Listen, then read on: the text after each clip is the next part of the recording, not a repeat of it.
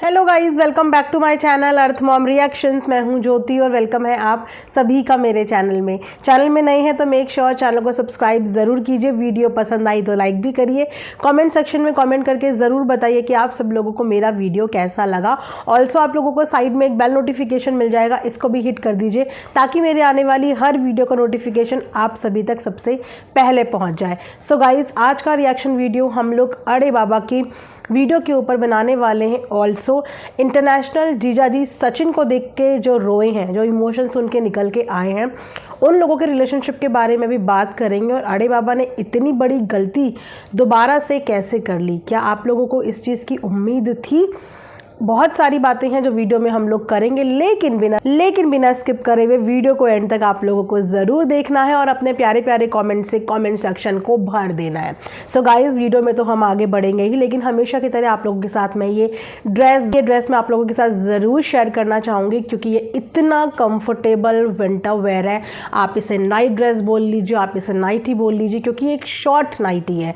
तो अगर आप इसको लेगिंग के साथ भी पैर अप करेंगे या बिना लेगिंग के भी करेंगे तो ये आप लोगों को बहुत गर्मी देने वाली है। ये फुल लेंथ फोटो है गाइस, स्ट्रेचेबल है, साइड में पॉकेट भी आप लोगों को मिलेगी, बहुत ही स्टाइलिश सा लुक दे रही है। फुल स्लीव्स का ये पैटर्न है, बहुत ही कंफर्टेबल है। मतलब इसके ऊपर स्वेटर पहनने की तो मुझे लगता नहीं कि कोई भी नीड आप लोगों को इस विंटर में पड़ने वाली। तो मेरी तरफ से मस्ट बाय। जो लोग नाइट ड्रेस में शॉर्ट टी शर्ट और लोअर नहीं पहनते ना, उनके लिए ये मस्ट बाय पीस है कि आप इसको बेफिक्र होकर आराम से पहन सकते हो। तो चलिए गाइज, इसका लिंक आप लोगों को इसी वीडियो के कॉमेंट सेक्शन में मैं पिन कर दूंगी। ऑल्सो मेरे चैनल का कम्युनिटी पोस्ट भी चेक कर दिया करो। पोस्ट में आपको और भी बहुत सारे प्रोडक्ट के लिंक मिल जाएंगे, तो अगर आपको कोई भी डील वहाँ पे अच्छी लगती है तो फटाफट से उसको ग्रैब कर लो। जैसे कि ये आउट ऑफ स्टॉक होने से पहले फटाफट ले लीजिए।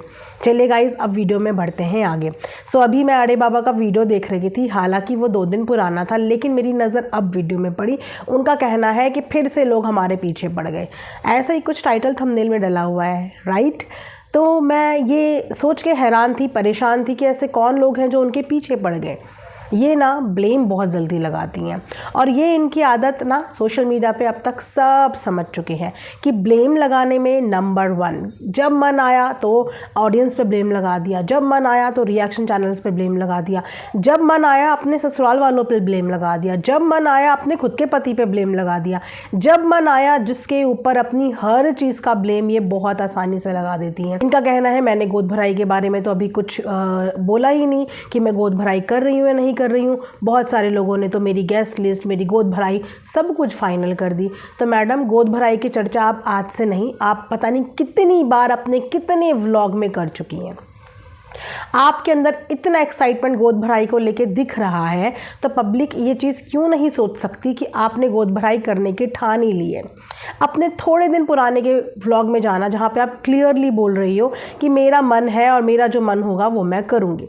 अब आपका मन हाँ भी कह रहा है, आपका मन ना भी कह रहा है, कंफ्यूज करके पब्लिक को आपने रखा हुआ है। आप खुद कह रही हैं कि आपके इन-लॉज भी हाँ भी बोल रहे हैं, ना भी बोल रहे हैं। मतलब ये कैसा कॉम्बिनेशन है कि हाँ भी बोल रहे हैं, ना भी बोल रहे हैं? या तो इंसान हाँ ही बोलेगा या इंसान ना ही बोलेगा। इन्होंने पूरी पब्लिक को गोद भराई के नाम पर कन्फ्यूज़ करके रखा हुआ है। ऊपर से खुद से ऑडियंस से पूछा है कि आप मुझे बताओ, सबसे पूछा है कि आप मुझे बताओ। अब देखने वालों में तो सब लोग आते हैं ना, जो जो आपकी वीडियो को देख रहा है वो एक ऑडियंस ही है। और जब लोग अपनी प्रतिक्रिया दें, इस पर अपना पॉइंट ऑफ व्यू दें, तो ये धड़ाले से आके ब्लेम का टोकरा फोड़ देती हैं सबके ऊपर कि मेरे पीछे पड़ गए हैं। जिस चीज़ के लिए आपने ही ऑडियंस से पूछा, अब उसी चीज़ का जब आपको जवाब मिल रहा है, तो इसको पीछे पड़ना नहीं कहते, इसको सलाह देना कहते हैं, मशवरा देना कहते हैं। लेकिन हम कैसे भूल गए कि इंसान अपनी आदतों से कभी भी बाज नहीं आता, और वो गंदी आदत है इनकी, ब्लेम लगाने की।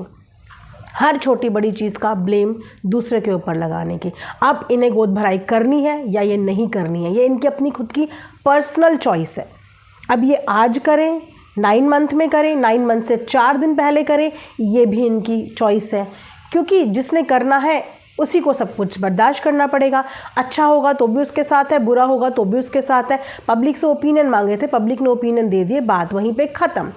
अब करना ना करना इनके ऊपर, लेकिन अगर हर 4 दिन बाद गोद भराई के ऊपर कंटेंट छापोगे तो पब्लिक तो इस पे अपनी बात करेगी ना, कि अगर इतना एक्साइटमेंट है, गोद भराई तो नहीं, खैर अब तो पार्टी बोल दिया है कि गोद भराई तो नहीं करनी क्योंकि रस्म रिवाज करने में ये इंटरेस्टेड नहीं है, तो पार्टी की तरह ही करना है। तो अगर मन इतना कर ही रहा है किसी चीज़ को करने का तो फिर उस चीज़ को कर लो। और अगर पब्लिक बोल रही है कि इनका मन है क्योंकि इन्होंने करना है, क्योंकि इतिहास गवाह है, आपको पब्लिक ने चाहे कितना भी समझाया हो, आपने हमेशा वही किया है जो आपको करना है।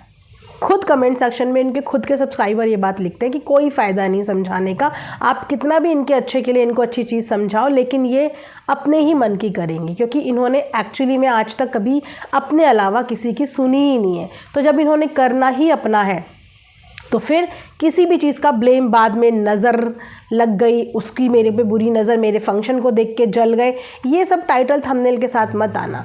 आपकी खुशी, आपकी मर्ज़ी, धड़ाल्ले से सेलिब्रेट करो, लेकिन फिर ये ना हो कि सर्दी जुकाम भी हो जाए तो उसका ब्लेम भी लगा दो कि मेरे पे नज़र लग गई।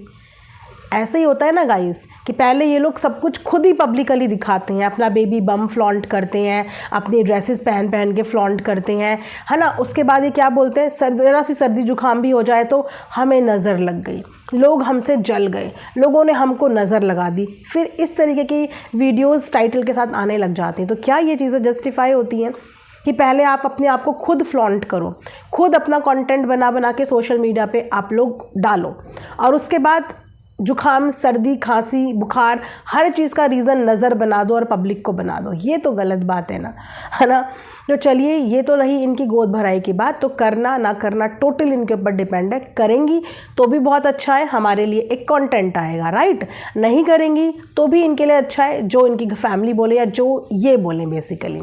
लेकिन कोई पीछे नहीं पड़ा है। आप आमंत्रित करती हैं, आप बाकायदा अपनी वीडियो में आमंत्रित करती हैं, इनवाइट करती हैं कि आप लोग मुझे बताइए। और जब जब आपने बोला है कि आप लोग मुझे बताइए, तब तब आपके लिए पब्लिक ने अपने ओपिनियन दिए हैं, सिर्फ आपके भलाई के लिए। लेकिन भलाई का ज़माना नहीं है गाइज़, भलाई का ज़माना नहीं है, भलाई का ज़माना तो बिल्कुल भी नहीं है। इसका नमूना आप लोगों को मैं विद एग्जाम्पल यहाँ पे दिखाती हूँ। एक रिश्ता वो था जो सचिन और इंटरनेशनल जीजा जी का था, ठीक है, जिसके बीच में दरार भी पड़ गई। लेकिन उसके बाद भी किसी के घर में एक इतनी अच्छी खुशी आई है, एक बेबी हुआ है, सारे गिले शिकवे भुला के एक इंसान उनके घर तक, उनके दरवाजे तक पहुंच गया।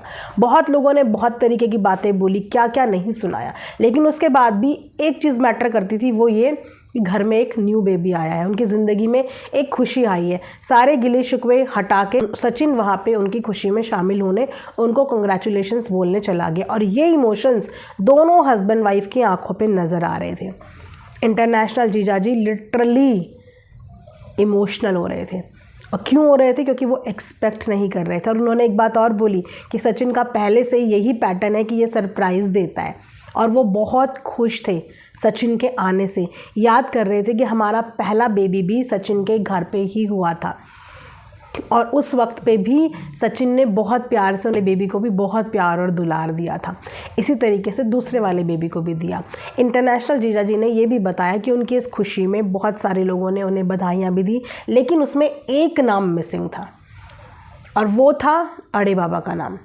इस चीज़ को देख के मुझे बुरा लगा कि एक टाइम वो था अड़े बाबा का, जिस समय पे इन्होंने बोला था कि इनके साथ मिसकैरेज हो गया है, और वो एक इंसान जो इनके लिए स्कूटर पे, इनके कहे मुताबिक जो इंसान स्कूटर पे अपने घर से हॉस्पिटल तक आया था, वो इंटरनेशनल जीजा जी थे।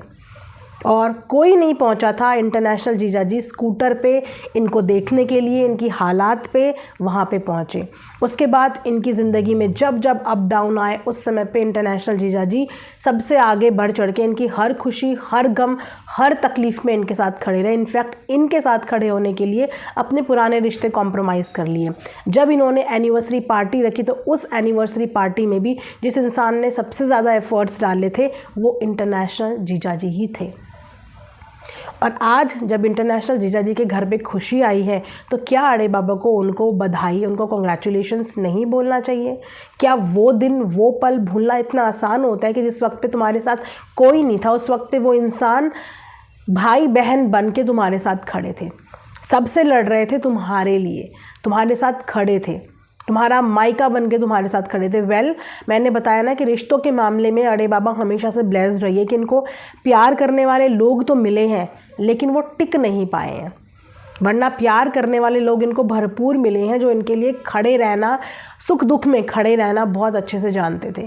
तो मुझे इस चीज़ का बड़ा अजीब सा लगा, जाने उन लोगों को कैसा फील हुआ होगा कि जब बाकी के लोगों ने विश किया, कॉन्ग्रेचुलेशंस बोला, वहाँ पे उस इंसान ने बधाइयाँ नहीं भिजवाई और उस इंसान ने एक बार भी जिक्र नहीं किया, एक बार भी कुछ नहीं बोला। मुझे याद आया वो वाला व्लॉग कि ये वही इंसान है जिस समय पे उनकी वाइफ प्रेग्नेंट चल रही थी। इनफैक्ट देखिए, जब पूरी जनता को पता चला कि शी इज़ एक्चुअली प्रेग्नेंट तो सब ने अपने अपने हाथ पीछे खींच लिए, इनके बारे में बोलना, बात करना, सब कुछ बंद कर दिया कि किसी को स्ट्रेस देके हम क्या करेंगे।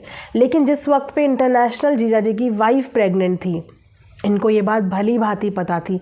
इन्होंने उस समय पे उनको ट्रोल कराने के लिए पूरा एक डेडिकेटेड वीडियो, सांप, सपोला, नाग, नागिन, आस्तीन का सांप, उन्हें पता नहीं क्या क्या बोल के पूरा एक वीडियो उनके लिए बना दिया था। और उसके बावजूद उस इंसान ने वहाँ से मुंह नहीं खोला, वो चुपचाप सारा घूंट पी गए। वो लेडी भी उस समय प्रेग्नेंट थी, उसको भी उस समय पे स्ट्रेस हुआ होगा, उससे भी उस समय पे प्रॉब्लम हुई होगी। वो भी एक ऐसी महिला द्वारा जो खुद इस फेज से गुजर रही थी, उसने दूसरी महिला का दर्द नहीं समझा।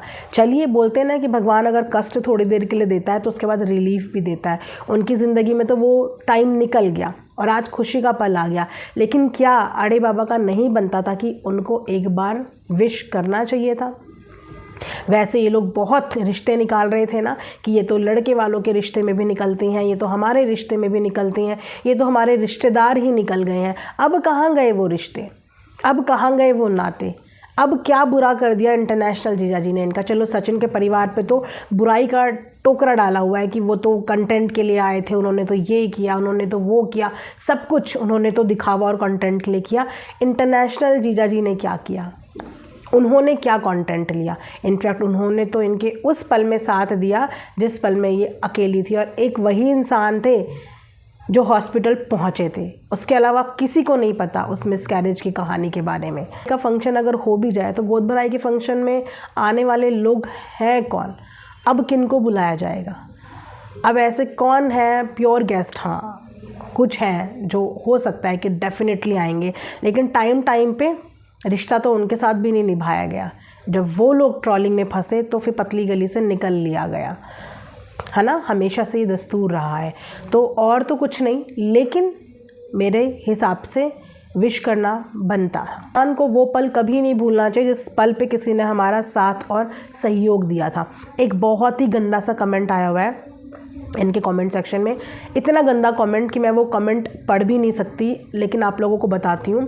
अप्सरा मॉम से रिलेटेड आया हुआ है, बहुत ही गंदा कमेंट। क्या बोल रही हैं इस वक्त अप्सरा मॉम इनके लिए? कुछ भी नहीं। वो अपना व्लॉग बना रही है, अपनी वीडियो बना रही है, इनका कोई जिक्र भी नहीं कर रही है, लेकिन उसके बाद भी उनसे रिलेटेड कमेंट इनके कमेंट सेक्शन में है जो बिल्कुल सजा धजा पड़ा हुआ है, जहाँ पे अप्सरा मॉम के चरित्र के ऊपर बात हो रही है, उनके सो कॉल्ड फेक अफेयर्स के बारे में बात हो रही है। वो इस तरीके की औरत हैं, वो उस तरीके की औरत हैं। यहाँ तक कि ये भी सजेस्ट किया जा रहा है कि अरे बाबा, तुम उन पे केस क्यों नहीं करती? तुम उस औरत पे केस करो, जेल तक भिजवा दो उस औरत को। क्यों? क्योंकि उस औरत ने गलती कर दी, बहुत बड़ी गलती कर दी, किसी को अपनी बेटी बना के, बहुत बड़ी गलती कर दी किसी बच्चे का कन्यादान करके, बहुत बड़ी गलती उनके परिवार ने कर दी किसी को पहचान दिला के, और अब बहुत बड़ी गलती कर रहे हैं कि अपने रास्ते अलग कर दिए। तो जब इंसान अपने रास्ते भी अलग कर चुका है तो आप उन रास्तों को अलग अलग क्यों नहीं होने दे रहे हो? ना तो अड़े बाबा अब उनकी बात कर रही हैं, ना वो लोग इंटरेस्टेड है कुछ भी अड़े बाबा से रिलेटेड बात करने में। लेकिन उसके बाद भी उसके कमेंट सेक्शन में इतना गंदा वो कमेंट है, इतना गंदा, 5-7 लाइन का कमेंट है, लेकिन इतना गंदा कमेंट है। और जब ऐसे कमेंट अड़े बाबा के लिए आते हैं ना, तो उन कमेंट्स पे अड़े बाबा का पूरा डेडिकेटेड व्लॉग बन जाता है कि देखो ये कमेंट आया है मेरे लिए, ऐसे ऐसे कमेंट किया जा रहा है। तो अपने लिए हर कमेंट नोटिस होता है, हर एक कमेंट, और बैड कमेंट को छांट के उस पर एक डेडिकेटेड व्लॉग बनाया जाता है। लेकिन अपने माँ के लिए स्पेशली, वो सिर्फ अप्सरा मॉम के लिए कमेंट है, पूरा वो कमेंट सजा के रखा गया है। मतलब ये क्या है? I don't know. वेल, आप लोग ज़रूर बताना कि अगर आप लोगों ने वो वाला कमेंट पढ़ा है वहाँ पे, तो आप लोग ज़रूर बताना। कमेंट सेक्शन में अपने ओपिनियन ज़रूर रखिए। मिलेंगे नेक्स्ट वीडियो में। अपना ढेर सारा ख्याल रखिए। Thanks for watching Earth Mom Reactions. Bye bye, take care, love you all.